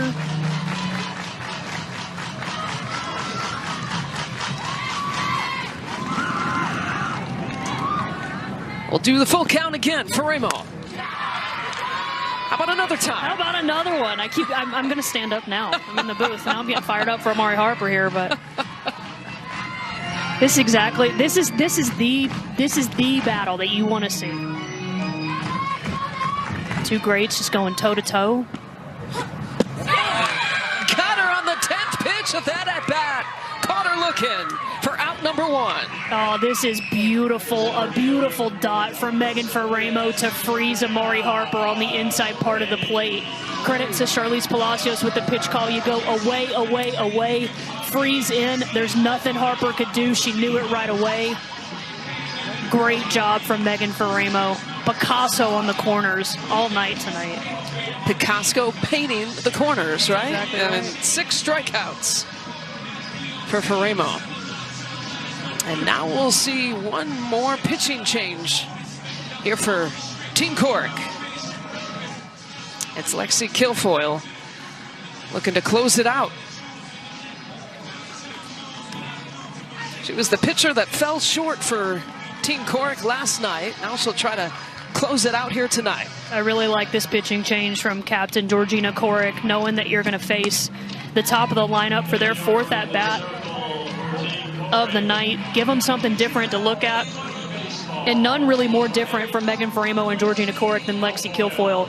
You saw Corrick with a lot of runners and rise balls, maybe a little bit of an off-speed sprinkled in here and there. Faramo kind of the same, hard east-west, a little up.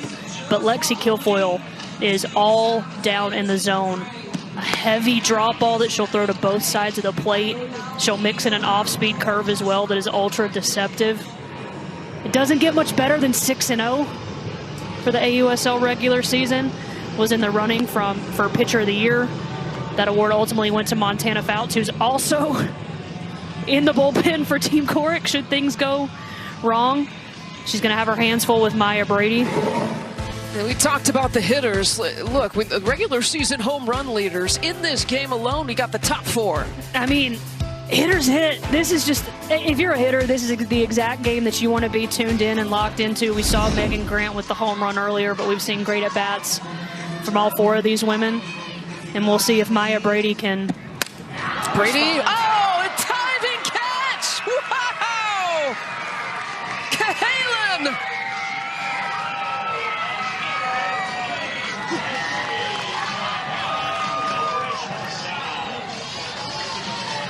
I think she impressed herself. Are you kidding me, Kenley Cahalan? This ball was a rocket off the bat of Maya Brady, but that first step, the full extension, all-out effort on the line. First pitch right away. You know who loves that? Lexi Kilfoyle. How about it? 1 pitch, 1 out. Swinging at this first pitch at circle and squeezing it home. Team Corrick plus 70 game win points and takes it from Team Ricketts 4-3. Lexi Kilfoyle coming in this game, 2 pitches and 2 quick outs. Big time win there for Team Corrick to be able to hold on and secure 70 win points for every single player on the roster. All right, guys, thank you so much again for watching and supporting the channel. For those subscribers who have already seen and made the move to receive your free gift for liking and subscribing to support our channel, feel free to click to skip and begin watching the next great video. And so to get the free gift that we mentioned it to you, which is your selection of one of these 21 fantastic digital guides or manuals shown on the screen. And I have personally reviewed several of them just to get an idea of whether they are quality or just fluff. And I tell you guys, they really have gone the distance and made each of them relevant, useful, valuable information on all these different subjects, and some of them are nearly 35 pages long and packed with truths, proven, tested techniques, and advice. And you will see for yourself that $19 to $27 really is a fair value range for the one you will select for free. And so we need you to simply follow these simple steps. Click the like button on this video. If you haven't already done so, make sure the subscribe or follow button is clicked now, or some of you clicked it earlier, that's fine. And then in the comments section, simply type the word GIFT, 4 letters, G-I-F-T. And once you've done that, you can click the link in the bio or description, or you can type the link and go to gift.3z3.me. Oh, that's G-I-F-T dot, the number 3, the letter Z, and the number 3.me. That's gift.3z3.me. And this free gift is being provided today by the sponsor of this video, AIContentCreator.app. And click on the link, you'll be taken to the site. And there will be a blue button that is highlighted there for you. And the way it works is very simple. They support our channel and provide for you this free gift when you like, subscribe, or follow and type GIFT in the comments, which helps our channel with the algorithms. And then their hope is that you will see something you like, or you will fall in love with any of their products and services that you see there. And also because they're having a super 80% off promotion right now. Again, no purchase required and no hoops to jump through. Their AI bot will simply verify that you actually did perform the like, the subscribe, or follow to our channel, and that you type the word GIFT in the comments. And if you like anything you see there, they will in turn provide a small commission to us to help support our channel. Thank you again, and we look forward to seeing you at another video on our channel. And always remember, whether it's a basketball game that's tight until the end, a great tennis match comeback, an overtime win, or exciting ending in football, a boxing match against all odds, a track runner who fell but never gave up to get the win, an amazing goal kick in soccer, just know and rest assured that we keep a sharp eye focused on finding for you only the sports highlights that are competitions, games, or battles among the best of the day, week, or beyond. So, if you find it on our channel, you know it's HWW approved, because you can be sure that it's a highlight worth watching. See you next time, and God bless.